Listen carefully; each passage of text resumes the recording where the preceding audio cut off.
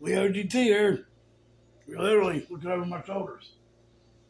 All right, so you know before you had someone or own someone got out of jail and talk about how they eat swoles in jail and you know everybody's like, what is that? And, yeah, they continue to talk about this even after they get out of jail. Like you'd think jail food would be one of the worst things you could have, and the truth of the matter is that's true. Well, weird play on words there, but when you don't have your meal brought to you, which is very small, by the way, and portioned out for starving people, I think. But anything in there tastes good because not only do you not have a lot of food, but there isn't a whole lot on the menu to choose from, like to buy from the canteen. For instance, the only thing of substance is noodles.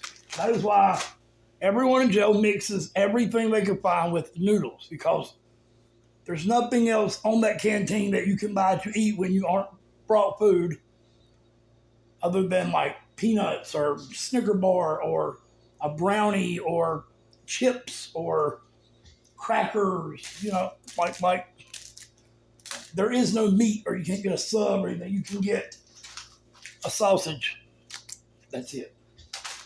So, for this reason, as anyone improvises in any situation that's hard, or even if you just want something so much where you have to improvise to make it happen, this is how this came to be. So I'm going to show you how, after you do the jailbreak sometimes, that will never break your bag. You never, I don't care how hard you hit it. Even hard enough to knock the cameraman over. Sorry, I got to fix this. Hold on. Okay, there you go. Some kind of catastrophic event has to happen before that bag will break. So, all you need to do is break up the noodles. You have a stove with water.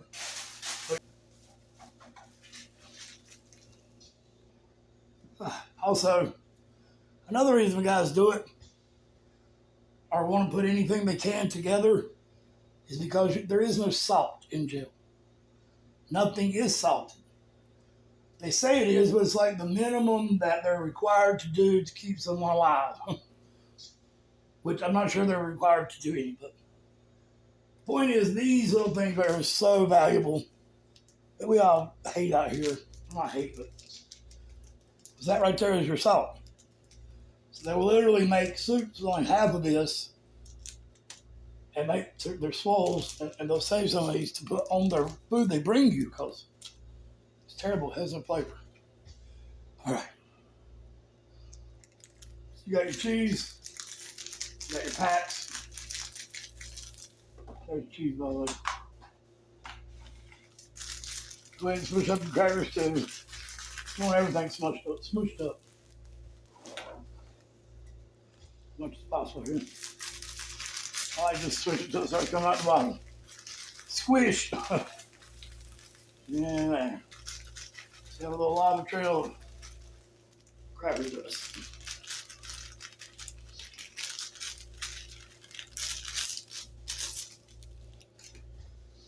And probably 2 packs of noodles is enough for one person. So, I mean, a 6-pack of noodles will probably feed a whole family, 2 or 3 kids. And the adults. You go ahead and put your packets in there. While the noodles are cooking,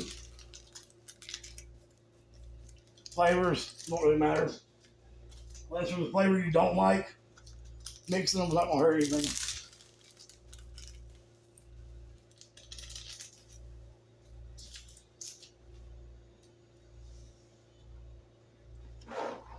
All right. And yes, I'm sporting the Bronco knife because I was in jail. The only time I was in jail, I watched the Super Bowl in there. I live in North Carolina, by the way, and it was the year that the Carolina Panthers played the Denver Broncos in the Super Bowl.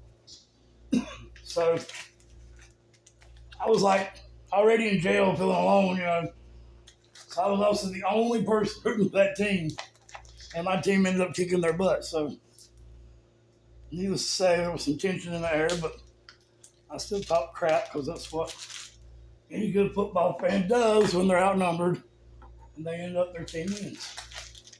So, where does this switch? Thought we talked about football. Okay, so there's all. This juice is valuable. Save that if you can. It's very good.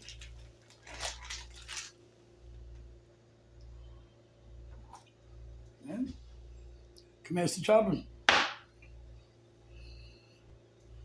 By the way, you can use whatever kind of meat you want. It doesn't have to be sausage. Also, you can cut up leftovers, green beans, and all the green stuff that your kids didn't want during the week. Or anything you've got left in the refrigerator that just don't look that good by itself. 7-day soup, that shit. In other words, after 7 days, gather up everything in your refrigerator, put it all together, and let the families have swoles on Sundays while you watch football. Now you've got your noodles that have been cooking. I actually had one packed in there for a long time, getting the studio here set up. So you can go ahead and put your meat in there while it's cooking. Yeah, I know I'm doing this wrong.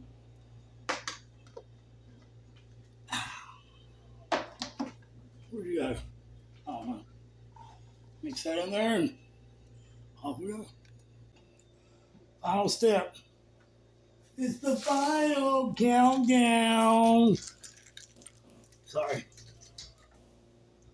So I like to go ahead and put a little of my cheese on the bottom. Then you've got your sauce and your powder and your cookies. And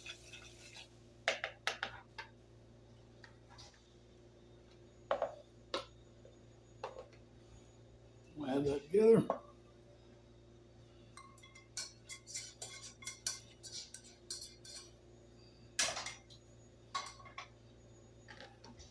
There's your cheese in there.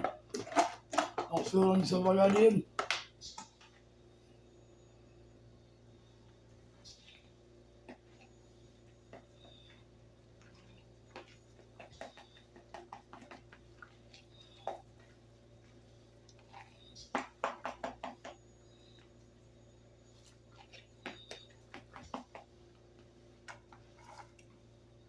Make it. If you use grains, grind them up good where the kids can't see them. Hand it to them in a bowl. Tell them it's a new kind of, not generic, but badass form of ramen noodle. Tell them whatever the hell you want to tell them it is. Just feed it to them. I bet they like it. This has been Danny telling you how to cook jail food.